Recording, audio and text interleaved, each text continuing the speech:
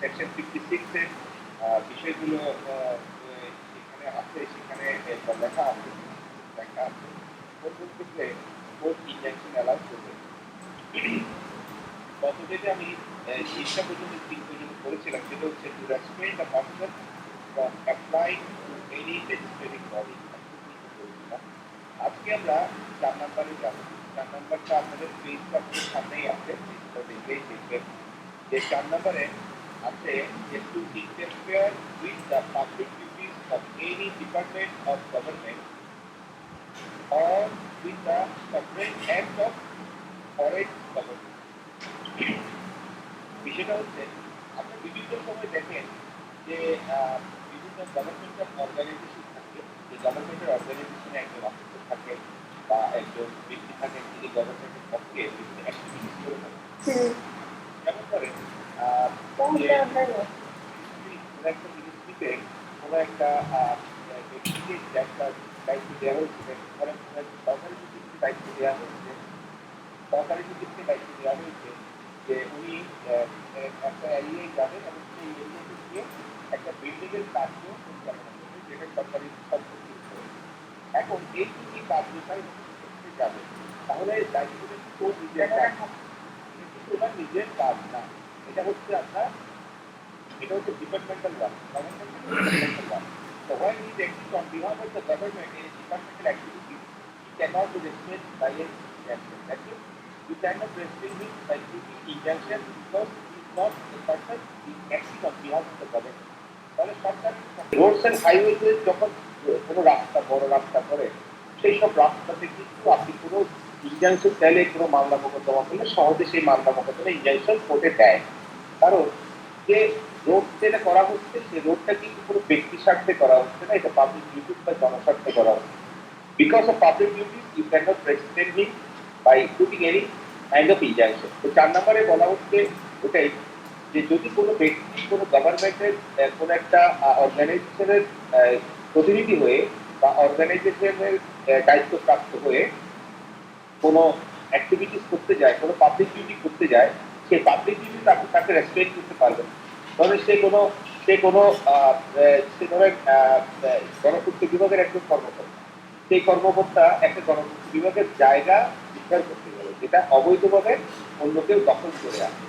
সেক্ষেত্রে যখন উদ্ধার করতে গেল, সেখানে কি যদি আপনি তার বিরুদ্ধে নিষেধাজ্ঞা দেন, যদি এমন হয় যে যে ব্যক্তি ওইখানে আছে, সেই যে ব্যক্তিরা ওইখানে আছে তারা অবৈধ দখলকার বা অন্য কোনোভাবে দখলকার আছেন, সেই সব ক্ষেত্রে যদি তাকে উচ্ছেদ করতে যায়, সেই ক্ষেত্রে দেখবেন যে তাকে উচ্ছেদ করতে গিয়ে সাধারণত দেয় না, সাধারণত নিষেধাজ্ঞা দেয় না। হ্যাঁ, নিষেধাজ্ঞা আপনি তখন পাবে যদি গভর্নমেন্টের সেই ব্যক্তি যিনি কাজ করতে যাচ্ছেন, উনি যেখানে অ্যাক্টিভিটিস করছেন বা যেখানে করতে যাচ্ছেন সেটা একটা ইলিগেল অ্যাক্টিভিটি। ইলিগেল অ্যাক্টিভিটিস মানে দেখেন যে আপনি একটা জায়গায় ধরো বিল্ডিং করে আছেন, সেই জায়গা আপনার নিজস্ব জায়গা, আপনার নামে বিএসপি আছে, আপনার নামে আবার দাদার নামে আরএসপি আছে, সেখানে আপনি একটা সিডিএল প্ল্যান নিয়ে একটা বিল্ডিং করলেন, বিল্ডিং করার পরে সেই বিল্ডিং এ আপনি থাকেন অলরেডি, তো হঠাৎ করে আপনার গণপূর্ত বিভাগের এক অফিসার এসে বলতে গণপূর্তের জায়গা আপনাকে উচ্ছেদ করা হবে। তাহলে এই যে আপনি বিল্ডিং করে আছেন, বিল্ডিং করে ওই জায়গায় আছেন বা ওইখানে আপনার বসতভিটি সবকিছু মিলিয়ে যদি আপনি চিন্তা করতে যান, তাহলে আপনার সেই দখলটা কিন্তু একটা লিগেল দখল হিসেবে ঠিক হবে। ইলিগেল দখল হিসেবে কাদের ঠিক হবে? ধরেন কোনো একটা জায়গা খালি পেয়েছে, কোনো একজন ব্যক্তি জোরপূর্বক এখানে দোকান করে হঠাৎ করে দোকান করছে। আপনি দেখছেন বিভিন্ন সময় বুড়িগঙ্গার পারে, আবার কর্ণফুলির পারে অনেক অবৈধ স্থাপনা উচ্ছেদ করা, সেসব কিন্তু উচ্ছেদে কিন্তু আপনি নিষেধাজ্ঞা করে পারবেন। নিষেধাজ্ঞা সেখানেই করতে পারবেন যেখানে আপনার আপনার অবস্থানটা, আপনার এই যে ওখানে যে অবস্থান করছেন বা সেখানে আপনার যে স্থাপনাগুলো বা আপনি যেখানে অবস্থান করছেন সেই অবস্থাটা লিগেল হয়, সেক্ষেত্রে আপনি ইংরেজি চাইতে পারেন। এখানে যে বিষয়টা বলা হচ্ছে চিনতে, সেই বিষয়টা আপনাকে অবশ্যই ধরে নিতে হবে জায়গাটা সরকারি জায়গা, এবং সরকারি জায়গাতে যারা আছে তারা অবশ্যই অবৈধ। বৈধ হলে অবশ্যই হ্যাঁ, এটা নিয়ে কনফিউজ হওয়ার কোনো কারণ নাই। তো interfere with the public duties, কারণ আপনাদের মনে প্রশ্ন আসতে পারে যদি পাবলিক ডিউটি যদি ইলিগেল হয় সেটা কি হবে? হ্যাঁ, ইলিগেল তখনই হবে তখন আপনার ডকুমেন্ট বৈধ হবে। হ্যাঁ, আপনি তখন কোর্টে যাবেন, কোনো সমস্যা নেই। কিন্তু এখানে যে কথাটা বলা হচ্ছে যেটা হচ্ছে অবৈধ স্থাপনা। আপনি অনেক সময় টিভিতে দেখেছেন, এদিকে দেখেছেন, ওদিকে বিভিন্ন জায়গায় দেখছেন যে বুড়িগঙ্গার পাড়ে অবৈধ স্থাপনা উচ্ছেদ করা হচ্ছে, খান্নাকুলের পাড়ে অবৈধ স্থাপনা উচ্ছেদ করা হচ্ছে, বন্দর কর্তৃপক্ষ তাদের বেদখলকৃত জায়গা উদ্ধার করছে, সিভিল এভিয়েশন বিভিন্ন অবৈধ দখলকারীকে উচ্ছেদ করছে। তো সেখানে কি কেউ কোনো ইংলিশের পাচ্ছে? ইংলিশের পাচ্ছে না। একটা শব্দ মনে রাখবেন, অবৈধ দখলকারী। তো অবৈধ দখলকারী যেখানে আছে সেখানে এক জিনিস, আর আইনিভাবে দখল সেটা হচ্ছে ডিফারেন্ট জিনিস। এটা সরকারি ডিপার্টমেন্টাল কোনো অফিসার হলেও যেমন তার বিরুদ্ধে সেটাকে দেওয়া যাবে না, তেমনি যদি এমন হয় যে কোনো একটা গভর্নমেন্টের সভরেন, কোনো একটা সরকারি প্রতিনিধি, সেক্ষেত্রে যদি বিদেশি কোনো সরকারি প্রতিনিধি হয় সেক্ষেত্রে হবে না। বিদেশি সরকারি প্রতিনিধি মানে আপনার এমন হতে পারে, বিদেশি সরকারি প্রতিনিধি এমন হতে পারে যেমন এটা ধরেন একটা ওয়ার্ল্ড ব্যাংকের একটা প্রজেক্ট, এটা একটা জায়গার প্রজেক্ট, বা এটা একটা বড় বড় কোনো একটা সরকারি কোনো একটা সংস্থার প্রজেক্টের কোনো একটা অফিসার, সেক্ষেত্রে আপনি কোনো ইয়ে পাবেন না, নিষেধাজ্ঞা কোনো ইন্টারফেয়ার করা যাবে না। নিষেধাজ্ঞা দিয়ে তার ডিউটি যে পাবলিক, একটা কথা মনে রাখবেন, শব্দটা খেয়াল রাখেন, তিনটে লেখা আছে পাবলিক ডিউটি। তাহলে পাবলিক ডিউটিস বলতে জনস্বার্থের কথা বলা হচ্ছে, এখানে ব্যক্তি স্বার্থ না বা কোনো ইলিগেল অ্যাক্টিভিটিস। পাবলিক ডিউটিস আপনাকে ধরে নিতে হবে, the duty responsible duty, the duties of must be legal duty. Okay, এবার আমরা ইতে যাই। ইতে দেখেন নিচে লেখা আছে to stay proceeding in any criminal matter. To stay proceeding in any criminal matter, কোনো ক্রিমিনাল ম্যাটারের প্রসিডিং স্টে করার জন্য আপনি কোনো নিষেধাজ্ঞা পাবেন। যেমন ধরেন আপনার সাথে এক পার্শ্ববর্তী এক ব্যক্তি একটা জায়গা নিয়ে দ্বন্দ্ব হচ্ছে, সেই দ্বন্দ্বের পরিপ্রেক্ষিতে আপনাদের ভিতরে একটা মামলা হলো, ফৌজদারি মারামারি হলো, মারামারির ক্ষেত্রে একটা ফৌজদারি মামলা, ক্রিমিনাল মামলা। ক্রিমিনাল মামলা হওয়ার পর সেই ক্রিমিনাল মামলা নিয়ে আপনার সেই ক্রিমিনাল মামলাটা নিয়ে ওই ব্যক্তি আপনার ইয়েতে গিয়ে থানাতে গিয়ে একটা মামলা, একটা এফআইআর কেস করার পর একটা প্রসিডিং করবে। আপনি কি করলেন? আপনি কি করলেন, যেহেতু জায়গা জমি সংক্রান্ত বিষয়, আপনি কি করলেন, সেই সেই ম্যাটারটা আপনি সিভিল ম্যাটারের হিসাবে আপনি ইয়েতে নিয়ে আসলেন। আপনি কোথায় নিয়ে আসলেন? সিভিল কোর্টে নিয়ে আসলেন। আপনি একটা জায়গার মামলা করলেন, দলিলের সিভিল মামলা। সিভিল মামলা করার পরে আপনি কোর্টে একটা নিষেধাজ্ঞা চাইলেন যে আমি সিভিল মামলা করেছি, আমাদের আসলে মারামারিটা হয়েছিল একটা জায়গা জমি সংক্রান্ত বিষয় নিয়ে, জায়গা জমি সংক্রান্ত বিষয় নিয়ে যেহেতু মারামারি হয়েছে, এটা একটা সিভিল ম্যাটার, এই সিভিল ম্যাটারে আমি মামলা করেছি, সুতরাং ও যাতে কোনো ক্রিমিনাল প্রসিডিং, আপনি কোনো ক্রিমিনাল প্রসিডিং চালাতে না পারে, সেই জন্য তার বিরুদ্ধে একটা নিষেধাজ্ঞা দেওয়া হোক। এই ধরনের কোনো নিষেধাজ্ঞা আপনি পাবেন না, কারণ এক প্রসিডিং এ এসে আরেক প্রসিডিং স্টপ করার মতো কোনো নিষেধাজ্ঞা দেওয়া হবে না। দেখবি ক্রিমিনাল প্রসিডিং এ যেমন সবার অধিকার আছে, তেমনি সিভিল প্রসিডিং এর আপনার অধিকার আছে। হ্যাঁ, আপনি ক্রিমিনালে গিয়ে সিভিলের রেফারেন্সটা দিয়ে বলতে পারবেন যে আমাদের ভিতরে আসলে দ্বন্দ্বটা হচ্ছে জায়গা জমি সংক্রান্ত দ্বন্দ্ব, এখানে আসলে এরকম কোনো ক্রিমিনাল অফেন্স হয় না, একটা বেনিফিট আপনি পেতে পারেন, কিন্তু প্রসিডিং স্টে করার কোনো সুযোগ আপনি পাবেন না, এখানে প্রসিডিং স্টপ করার কোনো সুযোগ নাই। So there is no opportunity to get any order of injunction to stay any criminal proceeding. আপনারা কারো কোনো প্রশ্ন থাকলে আপনি রেডি রাখেন, আমি আপনাদেরকে শেষ করার পরে সবাইকে জিজ্ঞেস করবো, আপনারা তখন আমাকে প্রশ্নগুলো করবেন, আমি আপনাদের সেগুলো ক্লিয়ার করবো। তাহলে ক্রিমিনাল প্রসিডিং স্টে করে কোনো কিছু আপনি করতে পারবেন।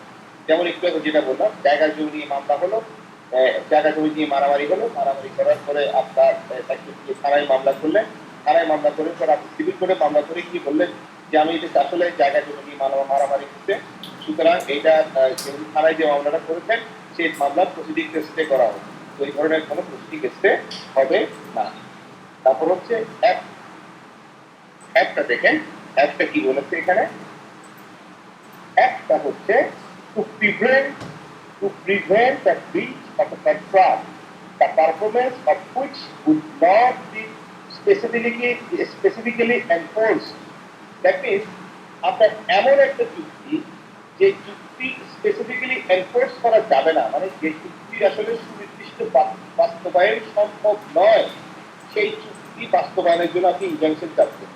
যেমন ধরেন আপনার সাথে আপনার যে কোনো একটা চুক্তি হলো, যে চুক্তিটা মানে আসলে বাস্তবায়ন করা আপনার সম্ভব নয়, সেই সম্ভবের উপর আপনি নিষেধাজ্ঞা দিতে পারেন। সিম্পল একটা কথা বলি, ইলিগেল চুক্তি যেগুলো আছে, ইলিগেল চুক্তি সরকারি চুক্তি হচ্ছে আপনার চুক্তি অবাস্তবযোগ্য চুক্তি। এখন এই ইলিগেল চুক্তি যদি বাস্তবায়ন করতে গিয়ে যদি আপনি কোনো নিষেধাজ্ঞা চান বা কোনো এমন একটা অর্ডার চাইলেন কোর্টের কাছে যে কোর্টে আসলে এটা দিলে দেখা যাচ্ছে এটা একটা ইলিগেল অ্যাক্টিভিটিস হচ্ছে, সেক্ষেত্রে আপনি কোনো রকমের ইয়ে পাবেন না। আরেকটা এক্সাম্পল দেই আপনাকে, সেটা হচ্ছে আপনি একটা চুক্তি করলেন যে আপনি একটা চুক্তি করলেন যে কোনো একজন ব্যক্তির সাথে চুক্তি করলেন যে আপনার যদি এই ব্যবসায় যদি লস হয় তাহলে আপনার মেয়েকে অমুকের ছেলের সাথে আপনি বিয়ে দিবেন, ঠিক আছে? তাহলে একজনের মেয়েকে আরেকজনের ছেলের সাথে বিয়ে দিবে, সেই ছেলে মেয়ে যদি ম্যাচিউর হয় বা ছেলে মেয়ে যদি আপনার 21 বছরের বয়স হয়, তাহলে সেই ছেলে মেয়েদের বিয়ে করার মতামত কিন্তু তাদের উপরে নির্ভর করে। এখন ওই ব্যক্তি যদি কোনো কারণে সেই চুক্তিটা পালনে যদি ব্যর্থ হয়, তখন আপনি গিয়ে কোর্টে ইনজাংশন চাইলেন যে ওই ব্যক্তির মেয়েকে যাতে ওই ছেলের সাথে অন্য ছেলের সাথে বিয়ে দিতে না পারে, সেখানে একটা ইনজাংশন দেওয়া হয়। এই ধরনের কোনো ইনজাংশন আপনি পাবেন না, কারণ এগুলো হচ্ছে অবাস্তবায়নযোগ্য চুক্তি। আপনাদের সবচেয়ে ইন্টারেস্টিং কথা হচ্ছে এই ধরনের বেশ কিছু অবাস্তবায়নযোগ্য চুক্তি আপনি এই ধরনের চুক্তি আসলে আমি নিজেও পেয়েছি একবার। আমাকে একজন এসে বললো যে ওর বাবার সাথে আমার নোটারি পাবলিক একটা ইয়ে হচ্ছে, ওর মেয়েকে আমার ছেলের সাথে বিয়ে দিবে। পরবর্তীতে ছেলে বেকার বা কোনো একটা প্রবলেম দেখা যাচ্ছে, এখন বাপে মেয়ে কি করছে, মেয়ের বাবা মেয়েকে আরেক জায়গায় বিয়ে দিচ্ছে, এখন এটাতে কি করবে, এটা মামলা করা যাবে কিনা সিভিল মামলা? আমি বললাম এটাতে কিছুই করতে পারবেন না, এটা ধুয়ে আপনি শুধু নাক মশা ছাড়া এই স্ট্যাম্পে কিছুই হবে না, কারণ এই চুক্তি বাস্তবায়নযোগ্য চুক্তি নয়। দ্যাট মিনস কোনো একটা চুক্তি করলে যদি সেই চুক্তি বাস্তবায়নযোগ্য হয়, সেক্ষেত্রে আপনি নিষেধাজ্ঞা পাবেন। কিন্তু যদি বাস্তবায়নযোগ্য চুক্তি না হয়, সেক্ষেত্রে there no possibility to get any kind of injunction from the court, because if the court pronounce any injunction, that injunction will become infractuous. কিসের উপর ইনজাংশন করবে? যার বিয়ে দিতে মানা করছে সে তো একজন ম্যাচিউর না হলেও তাকে তো জোর করে কোথাও দেয়া বা তাকে ইয়ে করা, এটা তো আসলে আইনে কভার করে। হ্যাঁ, যার যার একটা ব্যক্তিগত বিষয় আছে, তারপর যার যার একটা সবচেয়ে বড় কথা হচ্ছে একটা সোশ্যাল বিষয় আছে, অনেক কিছুর বিষয় আছে, তো সবকিছু আপনাকে মেনটেন করে এখানে করতে হবে। এই কারণে বলা হচ্ছে যে যে কথাটা বলা হচ্ছে এখানে, to prevent the breach of a breach মানে চুক্তি ভঙ্গ, ব্রিচ মানে চুক্তি ভঙ্গ করা। To prevent the breach of contract the perform of which would be is unspecifically enforced, would not be specifically enforced, এটা এনফোর্স করা যাবে না। সেটাই যেমন আপনার আরো কিছু চুক্তির এমনি এক্সাম্পল দিই। আপনি একজন রহিমের সাথে চুক্তি করলো যে তোমাকে আমি 10 লাখ টাকা দিব, তুমি আমাকে ইয়ে থেকে টেকনাফ থেকে আমাকে 5,000 পিস ইয়াবা এনে দিবা। হ্যাঁ, এটা কি কমপ্লিট একটা ইলিগেল চুক্তি, কারণ ইয়াবার ব্যবসাটা হচ্ছে কমপ্লিটলি ইলিগেল ব্যবসা। তাহলে এখন দেখা গেল যে রহিম সে ঠিকই 5 লাখ টাকা দিল, কিন্তু করিম ইয়াবাটা এনে দিল না।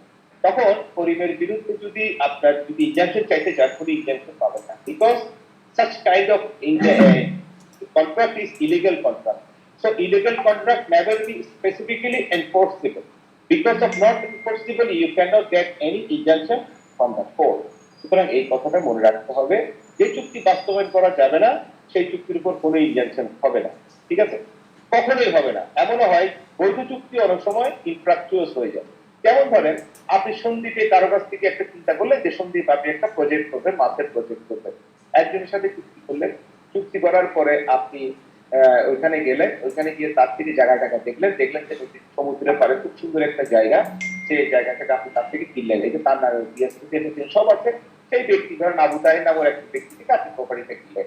কেনার পর দেখা যাচ্ছে আপনি তার সাথে একটা বায়না করলেন, বায়না করার পর, বায়না হচ্ছে চুক্তি, এটা মনে রাখবেন, এটা বিক্রয়। বায়না করার পর আপনি চলে আসলেন, 6 মাস পর আপনার কথা ছিল বছর খানেক বছর পরে আপনি দেখা যাচ্ছে 6 মাস পর এমন জনশ্বাস হলো, আপনি যে জায়গাটা দেখেছেন আবু তাহের কিছু টাকাও দিয়েছিলেন, আপনি যে জায়গাটা দেখেছেন সেই জায়গাটা আপনার সমুদ্রে গর্ভে বিলীন হয়ে গেল, সেটা আর উঠতো না, সেটা সমুদ্র গর্ভে বিলীন হয়ে গেল সে ইয়েটা। এখন আপনি কোর্টে এসে মামলা করে বলছেন যে তার স্পেসিফিকলি চুক্তি এনফোর্স করা যাবে। আরে যে চুক্তির যে সাবজেক্ট ম্যাটার, যে জায়গাটা, সেই জায়গাটাই তো সমুদ্রে বিলীন হয়ে গেছে, সে আপনাকে জায়গাটা করতে দিবে। হ্যাঁ, আপনি যদি মনে করেন যে তার কাছ থেকে টাকার বিষয়টা নিবেন বা টাকা ফেরত দিবেন, সেটা হচ্ছে আদালতের ম্যাটার। আপনি যে প্রপার্টিতে কতটুকু ক্যান্সেল করছিলেন বা আপনি আসলে কতটুকু আগে টাকা দিয়েছেন, বা আপনি জেনে শুনে নিয়েছেন, এগুলো হচ্ছে কোর্টের ইনহারেন্ট পাওয়ার। এটা কোর্ট কি করবে না করবে এটা কোর্টের ব্যাপার, ঠিক আছে? কিন্তু এখানে কোনো আপনি এনফোর্সেবল কোনো এটা কোন রকমের আপনি ইনজাংশন পাবেন না, বিকজ এই চুক্তির উপরে যদি কোনো কারণে যদি ওই ব্যক্তি ওই আবু তাহের যদি সেই চুক্তি পারফর্ম করতে নাও চায় নাও পারে, সেক্ষেত্রে আপনি তাকে বলতে পারবেন না যে এই চুক্তিটা তুমি এনফোর্স করো, তোমার উপর আমি ইনজাংশন চাচ্ছি, এটার বাইরে যাতে তুমি চাইতে না, মানে কিসের উপর ইনজাংশন চাইবে? আপনার তো এনফোর্সেবল কোনো বিষয় নেই, চুক্তিটাই তো বলা বলছে। তো এই ধরনের বেশ কিছু টপিকস আপনাদের সামনে আসবে, যে তার চুক্তিটা বিভিন্ন রকমের চুক্তি আপনাদের সামনে আসবে। আপনাদের চুক্তি আইন আরিফ স্যারে পড়ান, আরিফ স্যারে পড়াবার সময় দেখবেন অনেক চুক্তি আপনাদের সাথে কথা বলবে, ঘটনা সাপেক্ষ চুক্তি, অসম্ভব চুক্তি, অবৈধ চুক্তি, বেআইনি চুক্তি। তো এই ধরনের অনেক চুক্তি আসবে যেগুলো ঘটনা সাপেক্ষেও আপনার এনফোর্স করা মানে অসম্ভব হতে পারে। আবার এমন কোনো চুক্তি আসবে যেগুলো ফ্রম দ্য বিগিনিং এটা অবৈধ হতে পারে। যত ধরনের চুক্তি হোক, সেই চুক্তি সংক্রান্ত কোনো বিষয়ে আপনি নিষেধাজ্ঞা পাবেন না, যদি না সেটা স্পেসিফিকলি এনফোর্সেবল না হয়। আচ্ছা, এরপরে আসেন act to prevent on the ground of nuisance, an act of which it is not reasonably clear that it is be a nuisance. nuisance মানে nuisance এর বাংলা হচ্ছে উৎপাত। উৎপাত কি ধরনের উৎপাত? দেখেন, আপনি ধরেন কোনো একটা আপনার আগামীকালকে পরীক্ষা দিবেন, হ্যাঁ, আগামীকালকে আপনি পরীক্ষা দিবেন, পরীক্ষা দিবেন। এখন পরীক্ষা দিতে গিয়ে আপনি পরীক্ষার প্রিপারেশন নিচ্ছেন, পরীক্ষার প্রিপারেশন নিতে গিয়ে আপনার পাশে দেখা যাচ্ছে একটা বিয়ে বাড়িতে একটা অনুষ্ঠান হচ্ছে, বিয়ে বাড়িতে অনুষ্ঠান হচ্ছে এবং এখানে একটা ব্যান্ড পার্টি হচ্ছে, যে ব্যান্ডের গানে আপনার পড়ালেখার ক্ষতি হচ্ছে। এখন কথা হচ্ছে, এই যে আপনার পড়ালেখার ক্ষতি হচ্ছে, সেটা কি আপনার আমাদের আইনে কোথাও এটা নিষেধ হিসেবে ঠিক করা আছে? আপনি আমাদের আইনে কোথাও শর্টের আইনে এইটাকে নুইসেন্স হিসেবে আপনি পাবেন। তো নুইসেন্স হচ্ছে এমন একটা উৎপাত, এই ধরনের কিছু বিষয় আছে। যেমন এই কিছুদিন আগে জানেন আমাদের এখানে একটা ল হয়েছে যে আপনার আপনার এই যে মেয়েদেরকে বিভিন্ন জায়গায় উৎপাত করে সেই বিষয়টা নিয়ে ল হয়েছে, সেটা হচ্ছে ডিফারেন্ট জিনিস। বা যখন ল ছাড়া যদি এমনি উৎপাতের যদি কোনো সংজ্ঞা না থাকে, এখন আপনি যদি কোর্টে গিয়ে সেই ব্যক্তির বিয়ের বিরুদ্ধে নিষেধাজ্ঞা চান, বা আপনি যদি কোর্টে গিয়ে এমন একটা নিষেধাজ্ঞা চান, এই নিষেধাজ্ঞা চাইলেন যে আপনি যখন আপনার পরীক্ষা চলবে, আপনার এলাকার আশেপাশে কেউ যাতে বিয়ে বাড়িতে গান বাজাতে না পারে, সেই ক্ষেত্রে আপনি একটা নিষেধাজ্ঞা চাই, এই ধরনের কোনো নিষেধাজ্ঞা হবে। বিকজ আমাদের এখানে নুইসেন্সের কোনো স্পেসিফিক সংজ্ঞা কিন্তু কোথাও নাই। তো নুইসেন্স উৎপাতটা কিভাবে সংজ্ঞায়িত করবে? যেহেতু সংজ্ঞায়িত করতে পারবেন না, সেক্ষেত্রে কোন রকমের বিষয় আপনি পাবেন না। হ্যাঁ, কিছু কিছু নুইসেন্সের সংজ্ঞায়িত করা যায়, কি টাইপের সংজ্ঞায়িত করা যায়, কেমন সংজ্ঞায়িত করা যায়, নুইসেন্স সংজ্ঞায়িত করতে পারবেন। যেমন ধরেন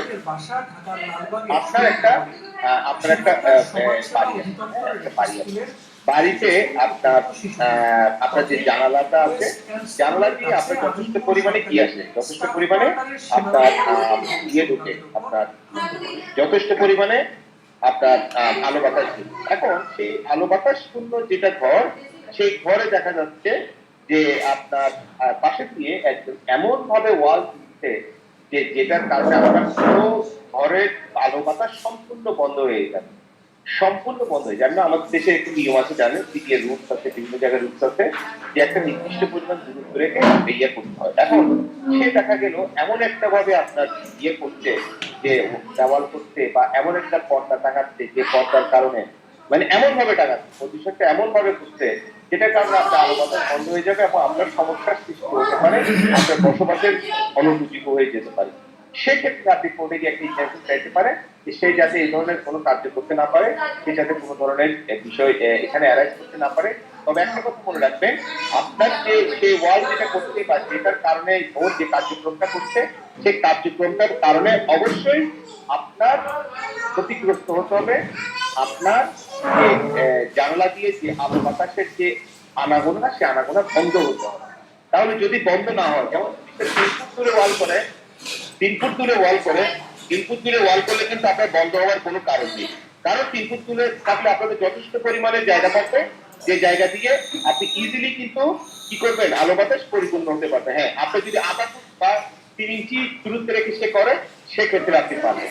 কিন্তু সে যদি 3 ফুট দূরে করে, সেক্ষেত্রে করার সুযোগ। That means all are depends on the Circumstances all are depend on the evidential value. সবগুলো সাক্ষ্যগত মূল্যের উপর নির্ভর করে। ঠিক আছে? দ্যাট মিনস নিউসেন্সকে যদি আপনি সংজ্ঞায়িত করতে না পারেন, নিউসেন্সের কোনো স্পেসিফিক সংজ্ঞা আমাদের নাই। হ্যাঁ, উৎপাতের কোনো স্পেসিফিক সংজ্ঞা আপনি পাবেন না।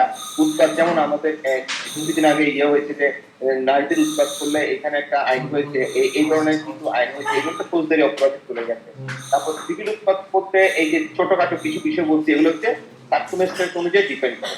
যদি এমন কোনো বিষয় আছে সেটাকে আপনি উৎপাত হিসেবে ট্রিট করতে পারছেন না বা উৎপাতের কোনো সংজ্ঞাতে নেই, সেক্ষেত্রে সেটার উপর কোনো ইনজাংশন দেওয়া যাবে না।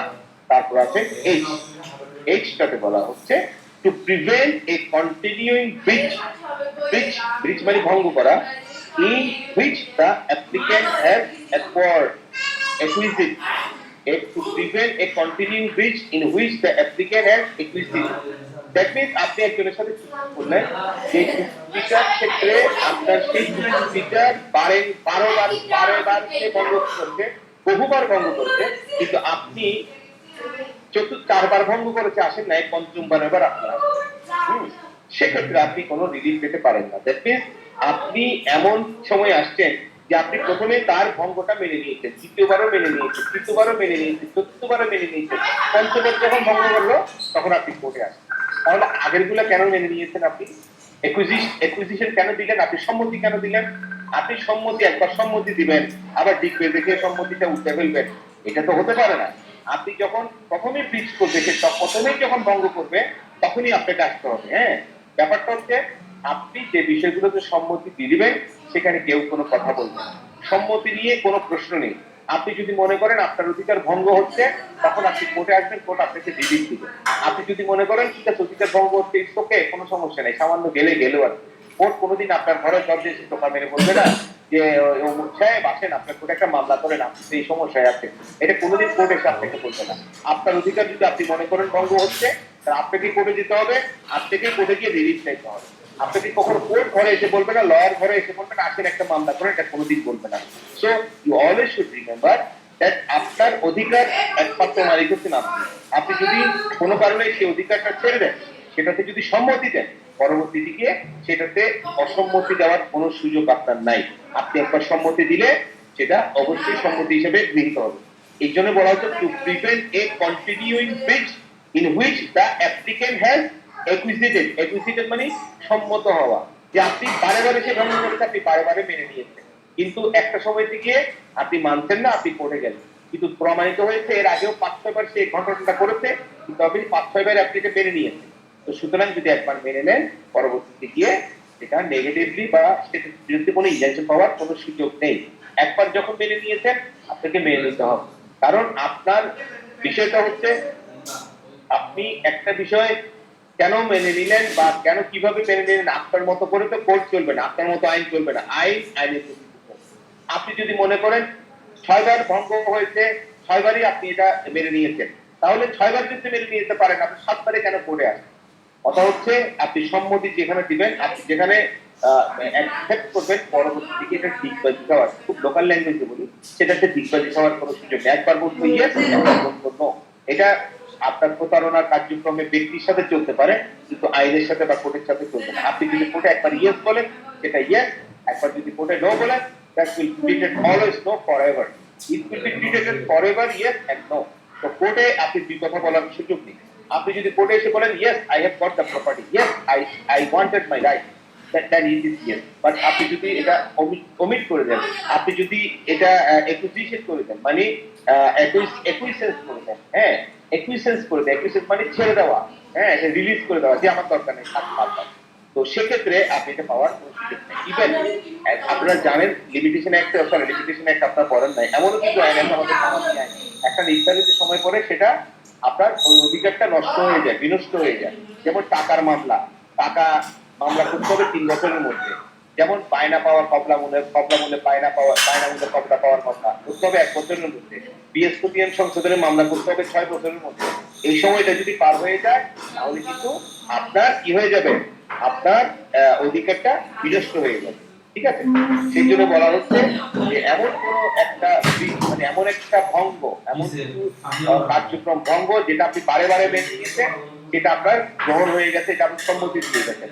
একবার সম্মতি দিলে পরবর্তীতে সেটা চেঞ্জ করার কোনো সুযোগ নেই। তারপরে দেখেন when equally efficacious relief can certainly be obtained by any other unusual mode of proceeding except in the case of breach of trust।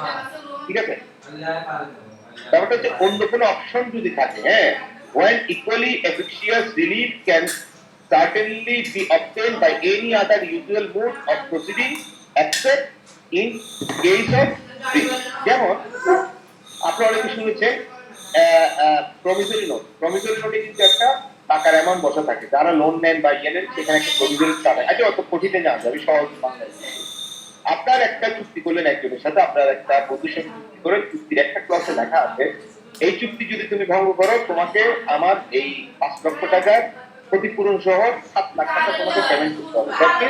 চুক্তিটা যদি উনি ভঙ্গ করে, আপনার বন্ধু যদি ভঙ্গ করে, বা আপনার বন্ধু যদি সেটা কোনো কারণে ওই কন্ডিশনটা ফুলফিল না করে বা ভায়োলেট করে, সেক্ষেত্রে কিন্তু আপনি তার বিরুদ্ধে 7 লাখ টাকা ক্লেম করতে পারবেন। এখন আপনি 7 লাখ টাকা ক্লেম না করে আপনি কোর্টে আসলে কি করলেন, কোর্টে এসে মামলা করলেন যে তাকে চুক্তি সুনির্দিষ্টভাবে চুক্তিটা পালন করার জন্য। হ্যাঁ, তো এখন কোর্টে এসে যখন সুনির্দিষ্টভাবে চুক্তি পালনের জন্য মামলা করেন, কোর্ট একটা ক্লসে দেখলো যে চুক্তি ভঙ্গ করলে অলরেডি 7 লাখ টাকার একটা কন্ডিশন দেওয়া আছে। ওই কন্ডিশনটাই হচ্ছে এটা, when equally efficacious relief। এই efficacious রিলিফটা কিন্তু এখানে দেয়া আছে, দেখেন when equally efficacious relief মানে কি এফেক্ট হবে যদি ব্রিচ হয়, চুক্তি যদি ভঙ্গ হয়, কি রিলিফ হবে সেটা ওই চুক্তির ভিতরে লেখা আছে। 7 লাখ টাকা লেখা আছে, 5 লাখ টাকা নিয়েছে, ক্ষতিপূরণ সহ 7 লাখ টাকা দিবে।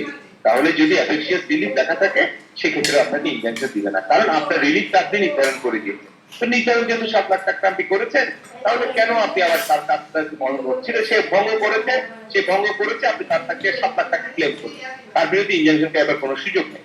ওই জন্য বলা হচ্ছে যে এফেক্সিয়াস রিলিফ শুধু একটা এফেক্সিয়াস রিলিফ আছে এখানে, যদি কোনো কারণে সেটা ছাড়া অন্য কিছু লেখা থাকে, অন্য কিছু বলতে আপনার যদি এমন কিছু লেখা থাকে চুক্তি ভঙ্গ হলে কি করতে হবে না হবে, কোথায় যাবে কি করবে সব লেখা আছে, সেক্ষেত্রে আপনি ইনজাংশন পাবেন না। সেখানে ওই যে চুক্তি ভঙ্গের পরে যে কাজটা করার জন্য বলা হচ্ছে সেই কাজটা আপনাকে করতে বাধ্য।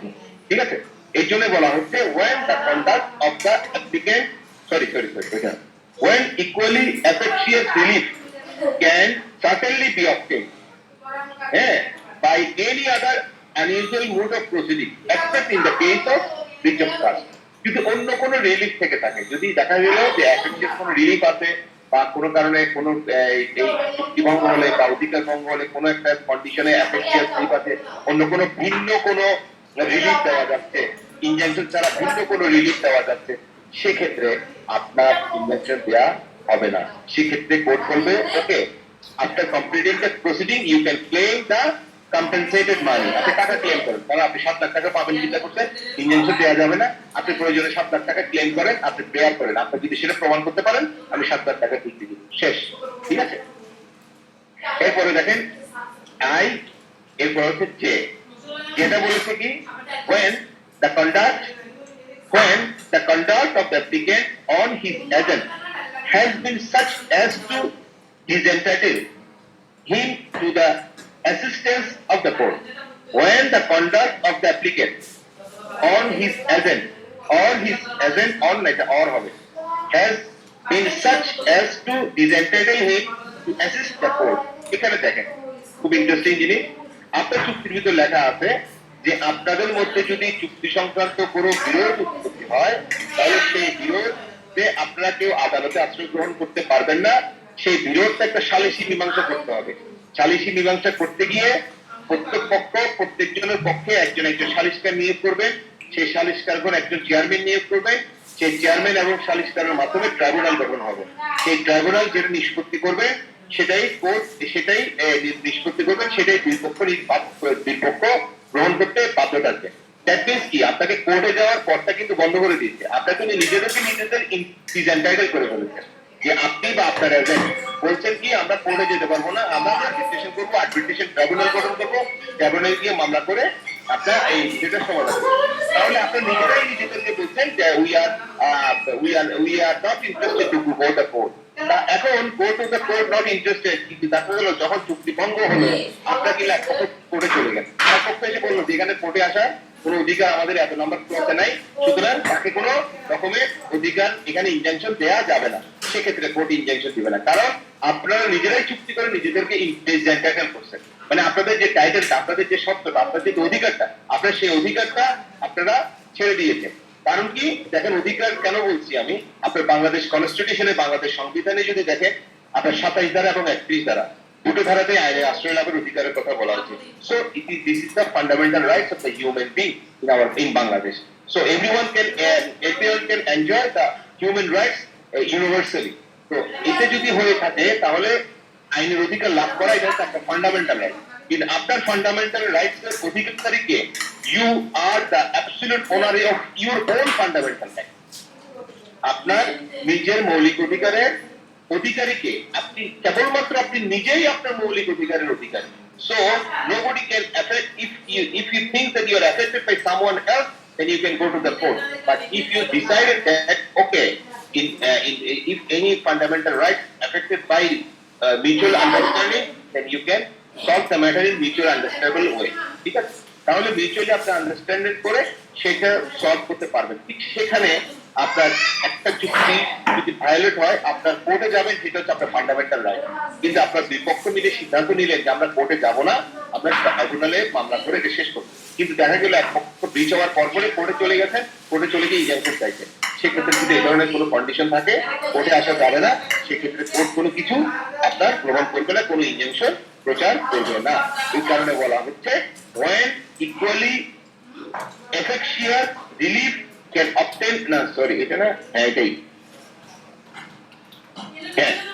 when equally effectuous relief, আপনারা দুজনে ইকুয়ালি সিদ্ধান্ত করছে, বলে একটা effectuous relief সিদ্ধান্ত করছে, can be certainly be obtained, আপনারা করবেন, কখন করবেন, পরে একটা সার্টেন পিরিয়ড উৎপন্ন হলে তখন করবেন, by any other unusual mode of proceeding, অন্য কোনো প্রসিডিং আপনারা সিদ্ধান্ত নিতেন। সেই ক্ষেত্রে কোনো বিষয় করা যাবে না। ঠিক আছে, সেই ক্ষেত্রে সরি ওইটা না, আপনার আই যে নাম্বারটা ওইটাতে বলে ফেলি, যেটা ক্রিমিনাল ব্রিচ অফ ট্রাস্ট রেখেছে বলে ফেলছি, যে নাম্বারটা হচ্ছে when the conduct of the applicant, মানে কন্ডাক্ট বলতে চরিত্র, মানে কন্ডাক্ট বলতে চরিত্রের কথা বলেছে, এবং কন্ডাক্ট বলতে দুজনের ভিতরে রিলেশনের কথা বলেছে। when the conduct মানে তার চরিত্র, মানে তার তার অবস্থানটা, হ্যাঁ, কন্ডাক্ট করতে, যেমন আই কন্ডাক্ট উইথ ইউ, আমি আপনার সাথে সম্পর্ক করছি, হ্যাঁ, I conduct with you, I will conduct with, আমরা বলি না আমি আপনার সাথে কিছুক্ষণের মধ্যে আপনার সাথে আমি কন্ট্যাক্ট করব, মানে আপনার সাথে আমি আইসে যোগাযোগ করব। তো এখানে যে নাম্বার যেটা বলা হচ্ছে when the conduct of the applicant, মানে অ্যাপ্লিক্যান্টের চরিত্র বা অ্যাপ্লিক্যান্টের ইচ্ছা on his agent, or এটা on হবে না, এটা or হবে, or his agent has such as to disentitle him to the assistance of the court, নিজেদেরকে যদি ডিসএন্টাইটেল করে, মানে নিজেদেরকে যদি বলে যে আমরা কোর্টে যাব না, আমরা ট্রাইব্যুনালে যাব, সেক্ষেত্রে আপনি যদি কোর্টে যান, কোর্ট আপনাকে কোনো নিষেধাজ্ঞা দিতে পারবে না। বিকজ আপনাদের যে ফান্ডামেন্টাল রাইটস আছে, সেই রাইটসটা আপনারাই নিজেরা ঠিক করছেন যে আমরা আসলে এই রাস্তায় যাব না, আমরা অন্য রাস্তায় যাব, যে আমরা অ্যাসিস্ট্যান্ট, আমরা কোর্টের অ্যাসিস্ট্যান্ট ছাড়া আপনার ডিসএন্টাইটেল করে ফেলছেন নিজেদেরকে, যে আমরা কোর্টের দিকে আমরা যাব না, আমরা আমাদের ট্রাইব্যুনাল গঠন করে সেখানে আমরা নিষ্পত্তি করব। সেক্ষেত্রে আপনার কোনো ধরনের নিষেধাজ্ঞা হবে না। Last one, when the applicant has no personal interest in the matter, very much important জিনিস, ইনজাংশন পার্সোনাল ম্যাটারে দেওয়া হবে। পার্সোনাল ম্যাটার কাকে বলে, পাবলিক ম্যাটার কাকে বলে, এবং পাবলিক ডিউটিস কাকে বলে, আমি এটা একটু এক্সপ্লেইন করবো আপনাদেরকে। এক্সপ্লেইন করে আমি আজকে আপনাদের থেকে প্রশ্ন নেব, কি কি প্রশ্ন আপনারা করবেন সব প্রশ্ন আমি উত্তর দিব। আপনার কারো কোনো প্রশ্ন লেখার থাকে লিখে রাখেন, আমি একটু পরে আপনাদেরকে সেই সুযোগটা দিচ্ছি। আমি এখন একটা ইম্পর্টেন্ট টপিকস আপনাদের সাথে আলোচনা করবো। সেটা কি? Personal interest. What is personal interest, what is public interest, and what is the common interest. Separate definition আছে। পার্সোনাল ইন্টারেস্ট বলতে আপনি একটা প্রপার্টির মালিক, হ্যাঁ, আপনি এই প্রপার্টিটা আরেকজনের কাছে সেল করবেন। সেল করবেন যখন, সেটা হচ্ছে আপনি সেল করবেন, ওই ব্যক্তি কিনবে, সেটা হচ্ছে আপনার পার্সোনাল ইন্টারেস্ট, ওই ব্যক্তিরও personal interest, that means person to person. যেমন আপনি একটা বায়না করলেন কোন একজন ব্যক্তির সাথে, সে বায়না করার সময় আপনি তাকে বললেন ঠিক আছে জমির দাম আমি 1 কোটি টাকা নির্ধারণ করলাম, আমরা নির্ধারণ করলাম 1 বছরে আমি তোমাকে 50 লাখ টাকা দিচ্ছি, আগামী 3 মাসের ভিতরে আর 50 লাখ টাকা দিয়ে তোমার থেকে জমিটা আমি রেজিস্ট্রি। এখন দেখা গেলো আপনি তাকে 50 লাখ টাকা দিলেন, 3 মাসের ভিতরে রেজিস্ট্রি নেওয়ার কথা, 3 মাসের ভিতরে তাকে রেজিস্ট্রির জন্য বলছেন কিন্তু সে রেজিস্ট্রি দিচ্ছে না। একটা নির্ধারিত সময় আছে, সেই নির্ধারিত সময়ের ভিতরে আপনি মামলা করতে পারবেন। মামলাটা কত বছর? মামলাটা হচ্ছে 1 বছর। এখন আপনি নির্ধারিত সময় ভিতরে সে যখন দিচ্ছে না, আপনি কি করলেন? একটা কোর্টে মামলা করলেন। মামলা করে বললেন যে ইউর আমি এখানে একটা নিষেধাজ্ঞা চাই। কোর্ট এখানে আপনাকে 100% নিষেধাজ্ঞা দিবে। কেন দিবে জানেন? Personal interest. কারণ আপনি বায়না করেছেন, তাকে টাকা দিয়েছেন, সে যদি প্রপার্টিতে অন্য কোথাও বিক্রি করে ফেলে তাহলে কিন্তু এটা তো আপনি ক্ষতিগ্রস্ত হবে। সেই জন্য আপনার এই পার্সোনাল ইন্টারেস্টের উপর আপনাকে কোর্টে নিষেধাজ্ঞা দিবে। আপনার পার্সন টু পার্সন ইন্টারেস্ট, আপনার পার্সন এবং আপনি যে পার্সনকে ইয়ে করছেন সেই পার্সনটা এবং ওই ব্যক্তি যিনি বিক্রি করছেন উনি পার্সন, তাহলে পার্সন টু পার্সন ইন্টারেস্ট হচ্ছে এটা পার্সোনাল ইন্টারেস্ট। এখন আসেন পাবলিক ইন্টারেস্ট।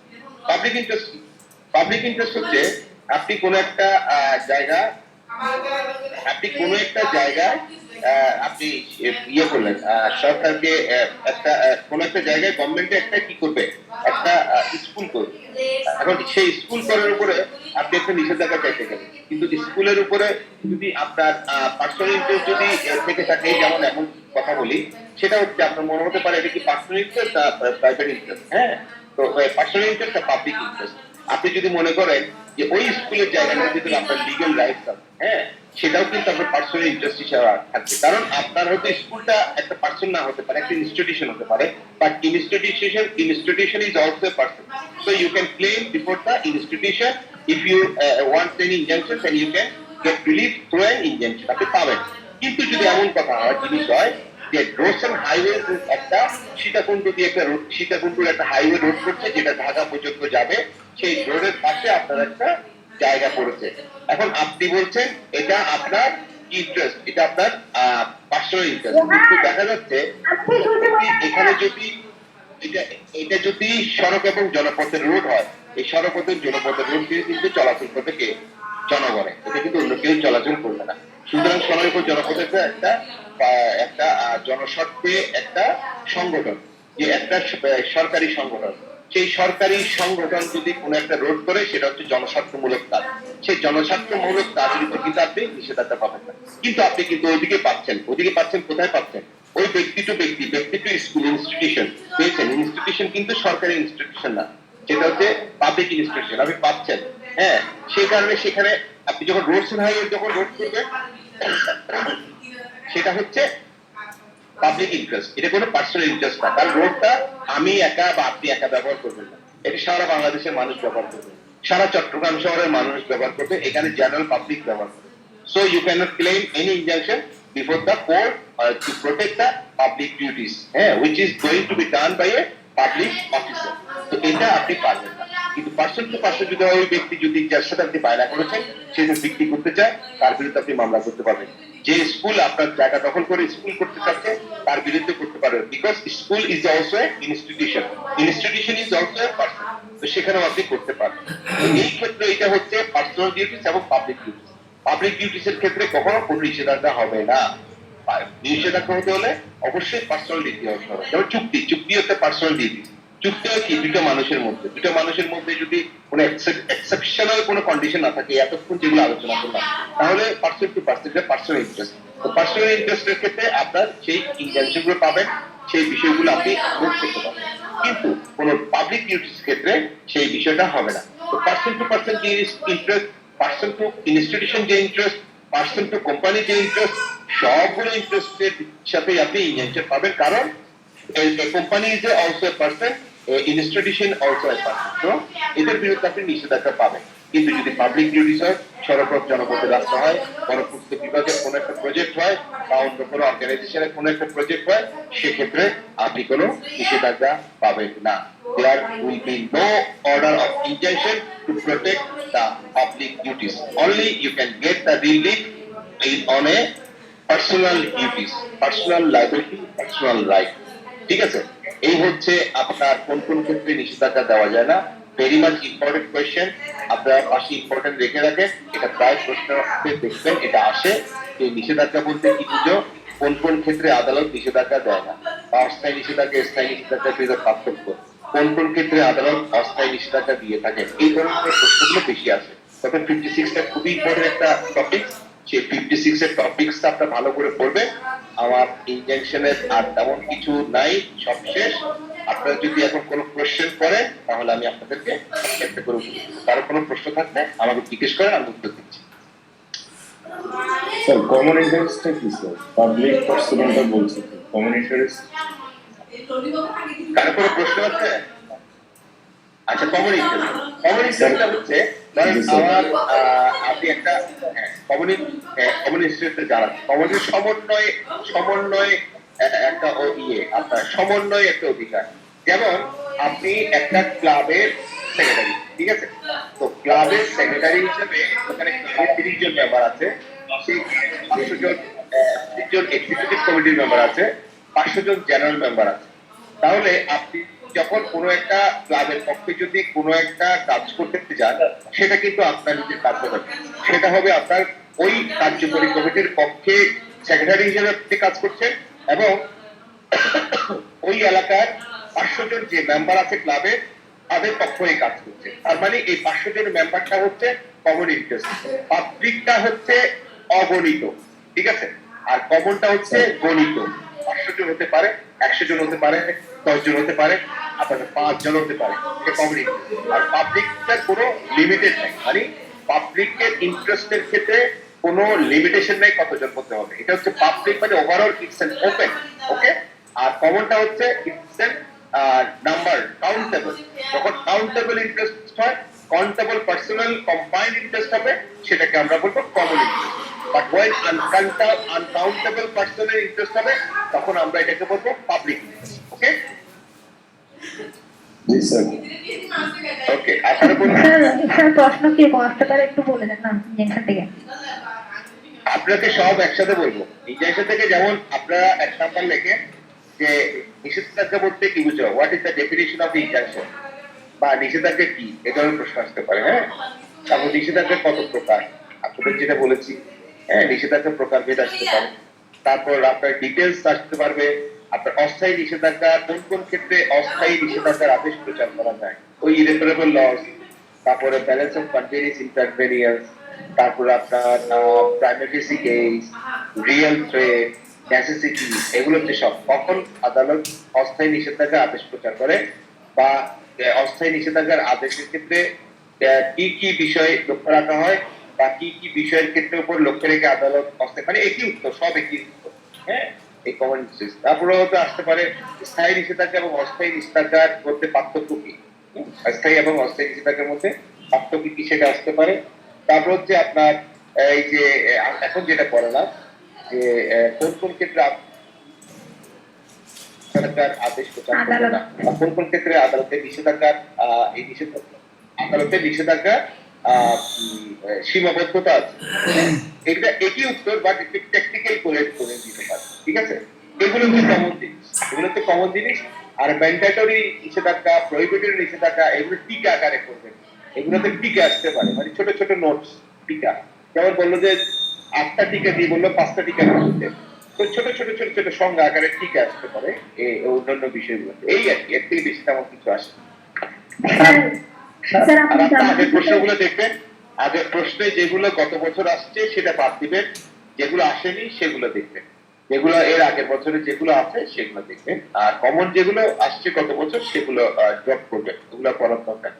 আর কারো কোনো প্রশ্ন আছে? হ্যাঁ স্যার। স্যার আমরা কি আর পরীক্ষার আগে কি কোনো একটা সিট পাবো, নাকি আপনি যেটাই দিচ্ছেন এটাই দিয়ে মানে ইয়ে করবো? না না, আমি যেটা দিচ্ছি এটা বোনাস দিচ্ছি, এটা আপনাদের যেটা দিচ্ছি সেটা বোনাস দিচ্ছি, এটা আসলে দেওয়ার প্রয়োজন নেই। আমার আসলে দেওয়া উচিত না, বুঝছেন? দেওয়া উচিত না কেন, প্রত্যেক বছর দেখা যায় আমাকে কোনো না কোনো দায়িত্ব দিয়ে বসে, তখন আমি একটু প্রবলেমে পড়ে যাই, বুঝছেন? সবাই যত কিছুই বলেন, নিজের অনেস্টি হচ্ছে নিজের কাছে, আমি চেষ্টা করি সেটা কর। তারপর আমি আপনাদের আইডিয়া দিলাম, কারণ আপনাদের অনলাইনে ক্লাস হচ্ছে, ফিজিক্যালি ক্লাস দিতে পারছি না আমি, হ্যাঁ, সবকিছু মিলিয়ে আছে, আর কিছু দিব না, এটাই, আর কোনো কিছুই দেবো না। না স্যার, আপনি বলছিলেন ক্লাস শুরু হওয়ার আগে, তাই ইয়ে করি। আরগুলো আপনারা করে নেবেন, আমি তো বলেই দিচ্ছি যে গত বছরের যেগুলো আসছে এগুলো বাদ দিবেন, আর অন্যান্য বছরগুলো দেখে যাবেন, শেষ। স্যার ঠিক আছে, আর কারো কোনো প্রশ্ন আছে? স্যার ইংলিশে পড়ান, আমাদের কি এখন এই স্যার। বাংলায় লিখে যাবেন, লিখলে কোনো অসুবিধা হবে? বুঝি নাই। স্যার আপনি তো স্যার আমাদের বুঝি নাই। ইংলিশে পড়ান, আমরা এটা বাংলায় লিখলে কোনো সমস্যা হবে কিনা এটা বুঝতেছি।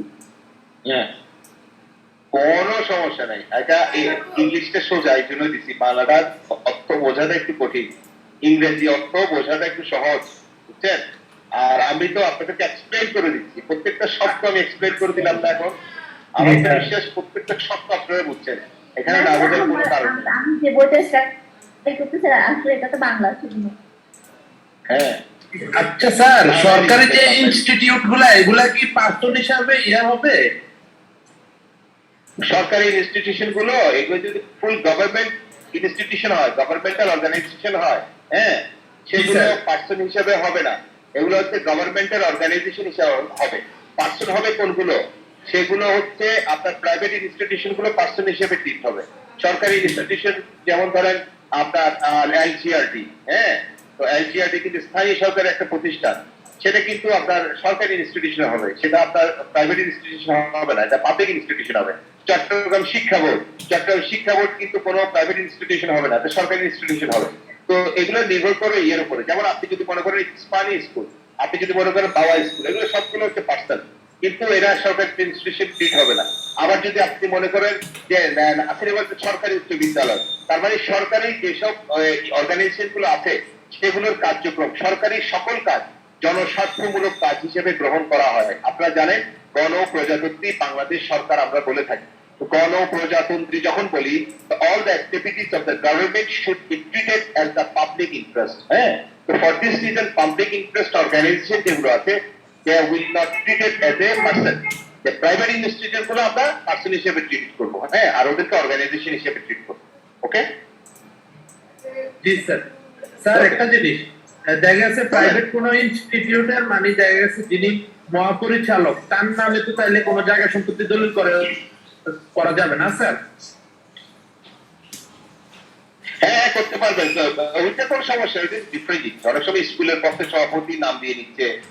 তবে একটা জিনিস খেয়াল করবেন, সরকারি কোনো জায়গা কোনো অর্গানাইজেশন কিন্তু আপনার ব্যক্তি নাম হয়ে নেয় না, এটা বলে দেয় অমুক পক্ষে জেলা প্রশাসক, অমুক পক্ষে ওখানকার নির্বাহী পরিচালক, কোনো নাম দেয় না, কিন্তু ওই পোস্ট ব্যবহার করে। কারণ এখানে আপনি যেহেতু সরকারি জায়গা, সরকারি যখন কিনছে জনস্বার্থে কিনছে, সেখানে কিন্তু কোনো ব্যক্তির নাম ব্যবহার হয় না। কিন্তু প্রাইভেট ইনস্টিটিউশনে যখন কেনে তখন কিন্তু পক্ষে অমুক ব্যক্তির নাম থাকে, খেয়াল করবে। স্যার আরেকটা জিনিস স্যার, দেখা গেছে কোন প্রাইভেট ইনস্টিটিউটে দেখা গেছে চেয়ারম্যানের নামে ডেজিগনেশন দিয়ে দলিল করা যাবে নাম ছাড়া?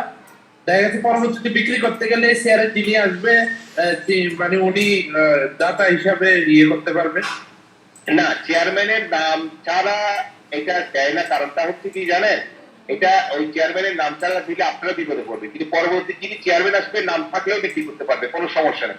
চেয়ারম্যান ছাড়া যে কোনো ডিরেক্টরও বিক্রি করতে পারবে, কোনো সমস্যা নেই। কথা বলছেন, চেয়ারম্যানের নাম দিতে হয় কি জন্য?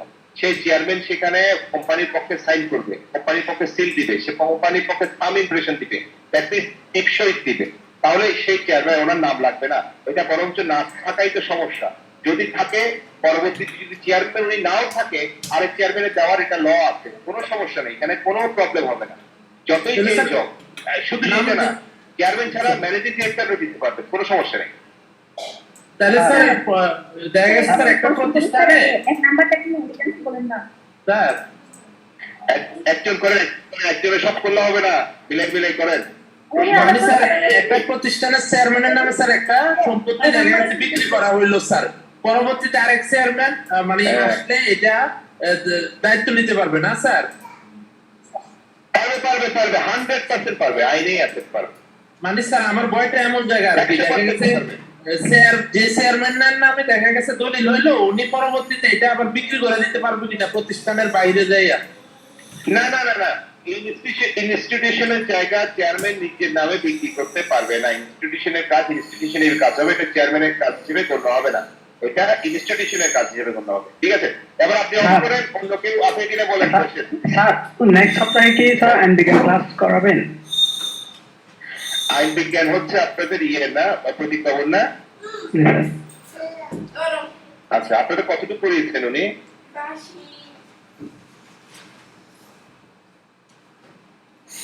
আপনাদের কতটুকু পড়িয়েছে মনে আছে?